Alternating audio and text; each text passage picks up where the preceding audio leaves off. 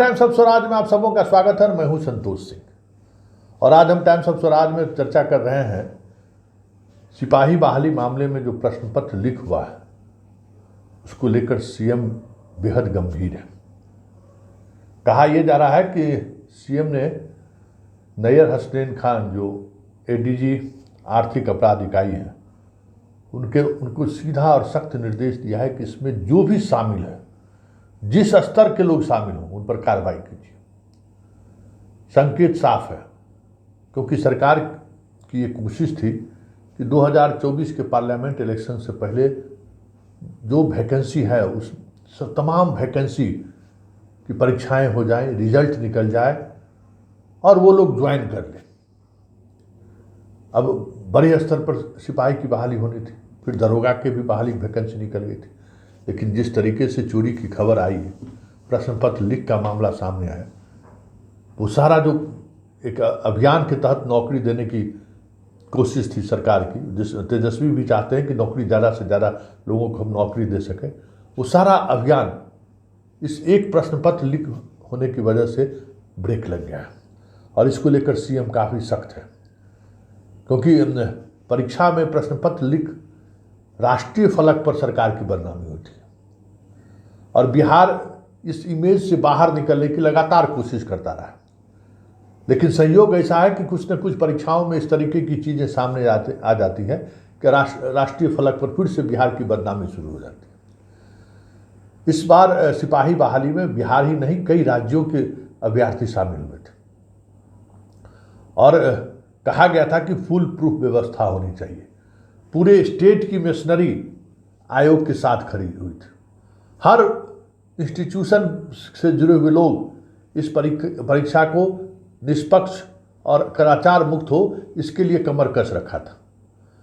खास करके सभी जिले के डीएम और एसपी को कहा गया था कि किसी भी परिस्थिति में कदाचार या प्रश्न पत्र लीक का मामला सामने नहीं आना चाहिए, सख्ती बरतिए। और यही वजह रहा कि परीक्षा से एक दिन पहले पूरे बिहार में अलग अलग जगहों पर वॉकी टॉकी के साथ, तो कभी कहीं जो ग्रुप होता है जो सॉल्व करने वाला ग्रुप है उस ग्रुप की जानकारी को गिरफ्तारी, मतलब एक दिन पहले से बिहार में गिरफ्तारी का सिलसिला शुरू हो गया। एक दो दिन पहले से ही बड़े स्तर से, मतलब समझिए ना कि भाई 74 एफआईआर दर्ज हुआ है पूरे बिहार में और 150 से अधिक लोग गिरफ्तार हुए हैं। ये इसमें बहुत 54 ऐसा मामला है 74 में जो वही वॉकी टॉकी, मोबाइल फ़ोन, इस सब से जो चोरी करता है उससे जुड़े हुए लोग हैं। तो इतने बड़े स्तर पर गिरफ्तारी हुई, मतलब आप सोच लीजिए कि ये जो ग्रुप है किस स्तर पर काम किया होगा। क्योंकि अगर ये चीज़ सक्सेसफुली अगर हो रहा था सेंटर पर, इसका मतलब जो इनका व्यवस्था था आयोग का कि हमारा जैमर जो दे रहे हैं वो जैमर इतना पावरफुल है कि कोई भी सिस्टम इलेक्ट्रॉनिक सर्विलांस नहीं चलेगा, लेकिन वो सारी चीज़ें फेल हुई।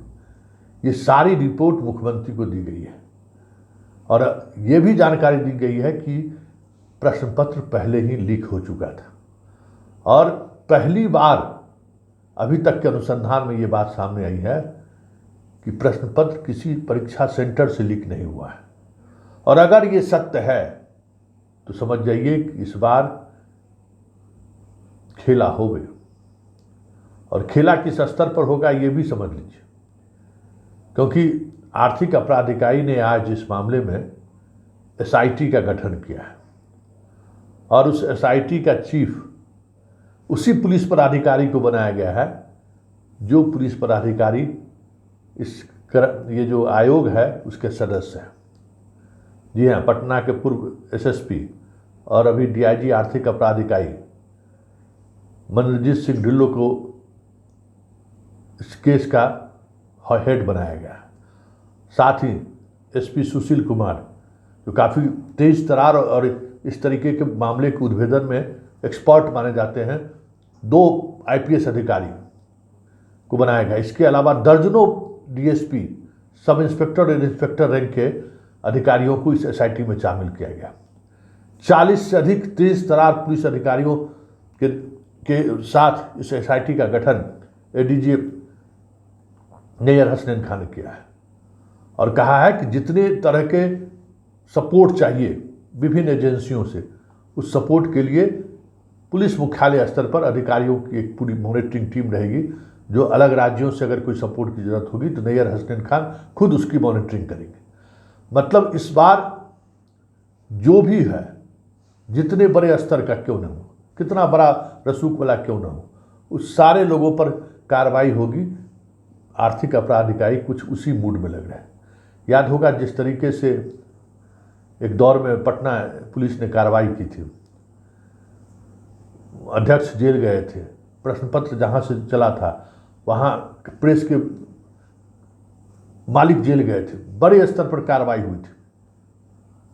इस बार भी लग रहा है कि कुछ उसी तरीके से कार्रवाई होने वाली है, क्योंकि जो चीज़ें दिख रही हैं वो दिख रही है कि कहीं न कहीं आयोग के स्तर से ये खेल हुआ है। और जिस स्तर पर खेल हुआ है, क्योंकि जो भी सॉल्व करने वाला ग्रुप था वो सिर्फ बिहार में ही नहीं था, दिल्ली में भी वो लोग बैठे हुए थे, दिल्ली में भी उसकी टीम मॉनिटरिंग कर रही थी और वहीं से खबर सवाल का जवाब उनको भेज रहा था। व्हाट्सएप पर जो आंसर भेजा गया है, वो व्हाट्सएप पर भी आंसर सिर्फ बिहार के नंबर से ही नहीं आया है, बाहर के नंबर से भी आया है। इसलिए पहली बार किसी ऐसे मामले के लिए डीआईजी और एसपी लेवल के अधिकारियों के साथ एसआईटी का गठन आर्थिक अपराध इकाई ने किया है। पहली बार हुआ है किसी मामले में इस तरीके से इतनी बृहद स्तर पर जांच करने के लिए एसआईटी का गठन हुआ है, क्योंकि स्वाभाविक तौर पर जो चीज़ें सामने अभी तक जो अनुसंधान के दौरान जो चीज़ें सामने आई है वो चौंकाने वाली है। 1 अक्टूबर को परीक्षा था, आज 1 सप्ताह हो गया, लेकिन अभी तक ये पकड़ में नहीं आया है कि प्रश्न पत्र पब्लिक में, मतलब सॉल्व करने वाले ग्रुप के पास आया कैसे। कर्मचारी चयन आयोग ने पिछली बार प्रश्न पत्र लीक होने का मामला प्रकाश में आया तो आधे घंटे के अंदर में अध्यक्ष ने कह दिया कि किस सेंटर से प्रश्न पत्र लीक हुआ है। इस तरीके से कोडिंग और डिकोडिंग किया गया था। यहां भी अध्यक्ष कह रहे थे कि हम उसी को लागू किए हैं, लेकिन ऐसी कोई बात सामने नहीं है और इसी बात को लेकर मुख्यमंत्री नाराज है। मुख्यमंत्री का यही कहना है कि भाई जब एक बार फुल प्रूफ व्यवस्थाएं हो गई कि इस तरीके से आप कोड के सहारे हर सेंटर का अलग अलग आप प्रश्न पत्र भेजेंगे और जहां कहीं से भी आउट होगा आधे घंटे के अंदर में चीज़ें पता चल जाएंगी, उस टेक्नोलॉजी का इस्तेमाल सिपाही बहाली के दौरान क्यों नहीं किया गया, बड़ा सवाल है। और इसलिए कहते हैं जो लिखा रहता है ना उसको कोई नहीं मिटा सकता है। सिंघल साहब बहुत बचे हैं, बहुत बचे हैं। वो ऊपर वाले की कृपा, हाथ में रेखा होगा तो डीजीपी बन गए, लेकिन डीजीपी बनने के बाद भी बहुत सारी चीज़ें हमें लगता है कि लिखा हुआ है जो इनको आयोग का चेयरमैन बनने के लिए बाध्य किया है, क्योंकि इनका कोई कार्यकाल बिहार पुलिस में कोई बेहतर नहीं रहा है। शहाबुद्दीन के साथ आमने सामने हो गया तो हमें लगता है कि दशकों तक लोग याद रखें कि एक आईपीएस अधिकारी था, शहाबुद्दीन सामने सामने हो गया तो गाड़ी छोड़कर भाग गए थे। उसके बाद फिर कभी फील्ड में पोस्टिंग नहीं हुई उनकी, लेकिन है ये सब तो चलता रहता है। संयोग ऐसा बना कि बिहार की डीजीपी हो गए और डीजीपी होने के बाद भी ये विवादों से इनका रिश्ता बना रहा। कई ऐसे मसले आए जिसमें ये विवाद में उलझते चले गए। उसमें एक पटना में एक मामला आ गया प्रकाश में, गया के एसएसपी के खिलाफ, और कार्रवाई की हो रही थी। उस मामले में पटना हाई कोर्ट के चीफ जस्टिस के नाम पर एक फ़ोन कॉल आया और उस मामले में उनको मदद पहुंचाने ये शुरू कर दिया। और हालात ये हुआ कि इस मामले में अभी भी एक जेल में है। कल ही उस एसपी को 6 महीना के निलंबन की अवधि बढ़ा दी गई है, अभी तक वो फरार है वो। तो ये विवाद का इनका चोली दामन का रिश्ता है। अब देखना यह है कि इस मामले में पुलिस किस स्तर तक कार्रवाई करती है, क्योंकि मुख्यमंत्री की खुली छूट ये बात दर्शाती है कि अब विदाई का बेला आ गया है।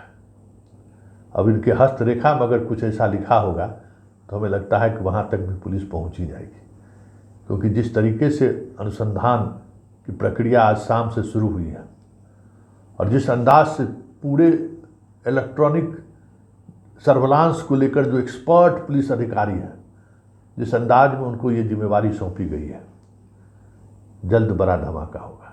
और वो